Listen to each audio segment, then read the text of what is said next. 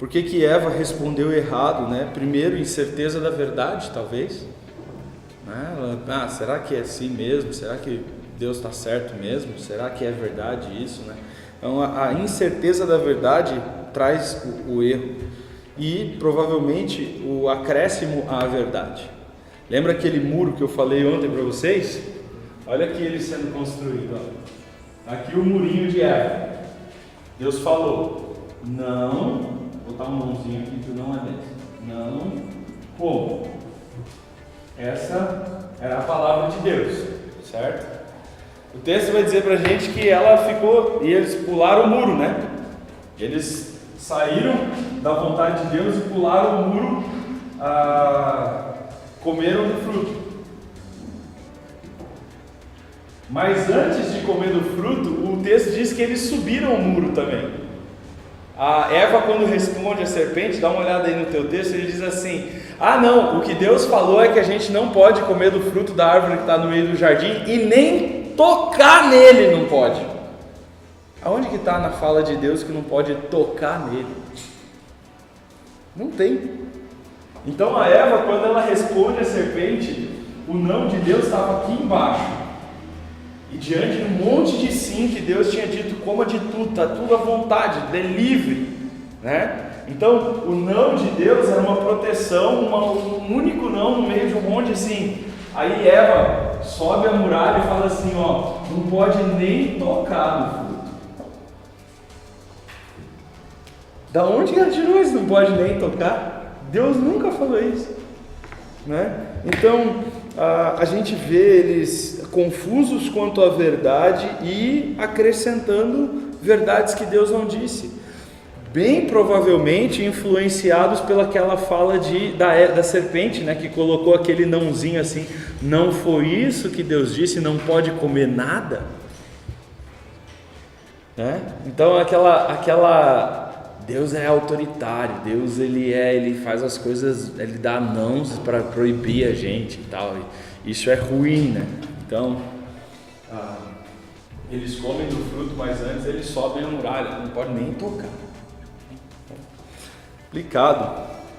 Ok, então, em sua resposta à pergunta da serpente, Eva perverteu e citou erroneamente 3 vezes a lei divina, o que ela e Adão foram sujeitos. Então ela errou 3 vezes. A primeira vez, ela depreciou seus privilégios, citando erroneamente os termos de permissão divina quanto às outras árvores. Então ela errou, falou não. Depois ela exagerou as restrições, citando erroneamente a proibição divina, não pode nem tocar. E depois ela subestimou as suas obrigações, citando erroneamente a pena, o castigo, né? E aí quem fala isso é Thomas Griffin, no comentário dele sobre a Gênesis. É incrível olhar para o texto e falar assim, como é que o pecado entrou no mundo? E a resposta é, eu sei que é melhor para mim, Deus é autoritário e proibitivo, a punição contra o pecado não vai acontecer, e incerteza da verdade. Então como é que o pecado entrou no mundo? E como é que o pecado entra na nossa vida todos os dias?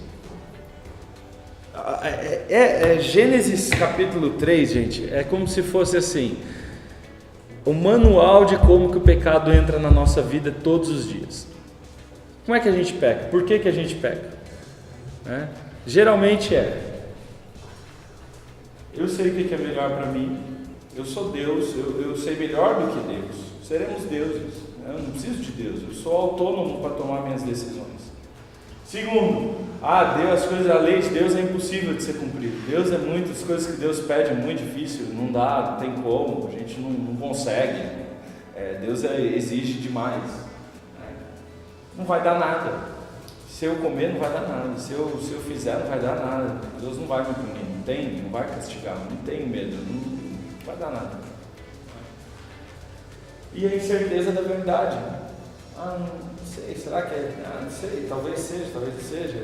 Deus, não é para nem tocar, né? Deus já está proibindo tanto e tal, não sei o quê. Então, essas coisas são o padrão do pecado, e se passaram já talvez 7.000 anos do Éden, ou talvez até mais, até os dias de hoje, mas o padrão continua o mesmo. A serpente não precisa mudar o padrão. Ele continua fazendo a mesma oferta do mesmo jeito, com o mesmo fruto, com as mesmas desculpas, e a gente continua mordendo a maçã. A maçã, né? Nem sei se foi maçã, né? Pode ser o fruto do mal, né? Do pecado. Mas eu estava ontem conversando com um amigo meu, né? A gente falando sobre isso, e ele falou assim: cara, quando chegar no céu eu vou dar um pau em Adão, mas eu vou sentar o couro naquele cara. Aí eu falei assim: cara, você é pior do que ele. Aí ele: como assim que eu sou pior que Adão? Eu falei assim: Adão não sabia o que era morte, não sabia o que era doença, não sabia o que era pecado, não sabia nada disso. Então ele deu um tiro no escuro, né? Ele mordeu aquele fruto meio que sem saber o que viria depois, e todos os desdobramentos e consequências. Nós já temos 7.000 anos de desgraça, de tragédia, de ser humano matando ser humano, de morte, de dor, de doença, de tudo. A gente sabe que o pecado é do mal e gera o mal e vai destruir, roubar, matar e tudo, mas mesmo assim a gente continua mordendo aquele fruto. Mesmo assim a gente peca. É impressionante, né? Nós somos muito piores que Adão. Na verdade vai ter uma fila de gente para Adão dar um murro na cara. Seu burro, pum. Você não viu o que eu fiz? Pum. Os caras querem bater em Adão, vão apanhar de Adão. Não tem sentido isso. Então, a serpente diz para eles, né? Não morrerão, serão deuses. Vocês serão iguais a Deus. Vocês vão precisar mais estar debaixo da submissão dele, né? Então serão deuses, vocês vão se divinizarem, né, nessa pegada. E os dois, o casal, né, eles acharam o pecado belo, a satisfação do prazer imediato. Isso parece que vai dar prazer, parece que realmente oferece. E geralmente a gente é assim, a gente troca um prazer futuro da obediência a Deus por um prazer imediato que o pecado oferece, né? E essa coisa do desejo por autonomia, por independência. Eu sei o que é melhor para mim, eu vou fazer o que eu quero, né? Então, essa realidade está presente ali, né? A serpente, ela distorce o caráter santo e bom de Deus. Quando ela põe aquele nãozinho ali, ela distorce a palavra de Deus. Então ela muda as palavras de Deus sutilmente, não é uma mudança grande, né? Ela põe um não onde não existia um não. Ela usa 3 letrinhas para mudar, alterar totalmente o sentido de uma frase, mas isso é bem sutil. Quando você vê falso profeta pregando nos dias de hoje, é tão comum você ver isso.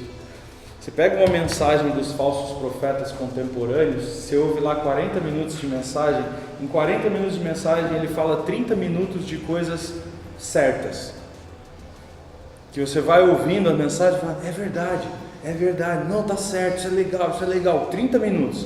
Aí no meio de 30 minutos de verdades e coisas que estão certas, ele põe 3 minutinhos de falsidade, de mentira, de heresia, que esses 3 minutinhos, na verdade, eliminam os outros 30 minutos que ele pregou, mas ele falou os 30 minutos com o propósito de colocar esses 3 minutinhos de mentira ali. É muito sutil,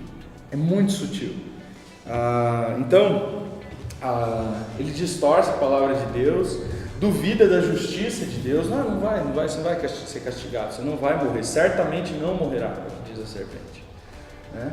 E coloca os seres humanos no lugar de Deus. Vocês vão ser iguais a Deus, vocês serão deuses, vocês não vão precisar mais ficar obedecendo a Ele, né?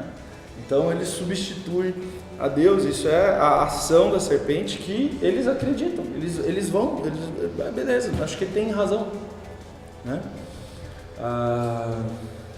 Falando sobre isso, o pastor Isaac Sixto, numa pregação que ele fez chamada sobre a religião do Éden, no ano 2017, ele diz o seguinte: a religião do Éden tem seu sistema doutrinário baseado na distorção e negação da palavra de Deus, tem seu padrão de conduta baseado nos desejos e fomes da alma, tem suas práticas religiosas orientadas pela culpa e angústia. Essa religião produz indivíduos rompidos com Deus, com o seu próximo, consigo mesmo e com a criação. A igreja evangélica hoje, em sua grande maioria, é praticante e seguidora da religião do Éden, cuja sacerdotisa maior é a serpente, sendo enganados pela ilusão do fruto proibido de ser iguais a Deus, ou igual a Deus. O oposto da religião do Éden é a religião da cruz. Não há meio termo, ou somos seguidores da religião da serpente, ou somos seguidores de Cristo.